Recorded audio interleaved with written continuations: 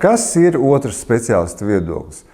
Dažreiz gadās situācijas, ka pacients, lai atrastu labāko risinājumu savai problēmai, apmeklē vairākus vienas specialitātes speciālistus. Visbiežāk tas notiek tad, kad runa ir par kaut kādas operācijas veikšanu, un pacientā piezog šaubas, vai viņam šāda operācija vispār ir jāveic.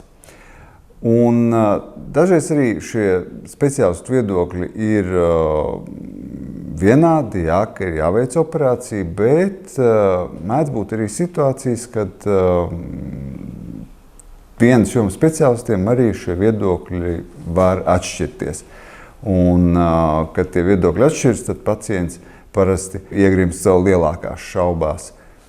Ņemot vērā to, ka speciālistu konsultācijas bieži vien nav viegli pieejamas, jo klātienes konsultācijas ir laikietilpīgas, lai pieņemtu vienu pacientu, tas parasti aizņem aptuveni pusstundu. Šādām konsultācijām pacientiem bieži vien ir jāgaida, piemēram, mēnesis vai 2. Lai pieņemtu lēmumu par operāciju neiroķirurģijā, svarīgi ir 3 faktori. Tas ir pacienta sūdzības, tas ir neiroloģiskais stāvoklis, vai ir kaut kāda neiroloģiska problēma, piemēram, vājums rokā, pēdā, kājā vai tirpšanas sajūta. Un 3. ir attēli, kas parasti ir magnētiskā rezonanse vai datortomogrāfija. Saliekot šo informāciju kopā, tad arī var izteikt viedokli par to, vai šī operācija patiešām ir nepieciešama.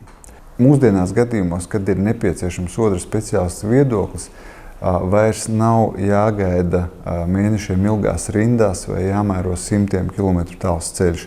Pateicoties tehnoloģijām, to visu var izdarīt attālināti. Un ja ārstam radīsies šaubas par diagnozi vai par attēlos redzamo vai gadījumos, kad pacienta sūdzības nesakritīs ar to, kas ir redzams attēlos, ārsts jūs uzaicinās uz konsultāciju pātrinātā kārtā.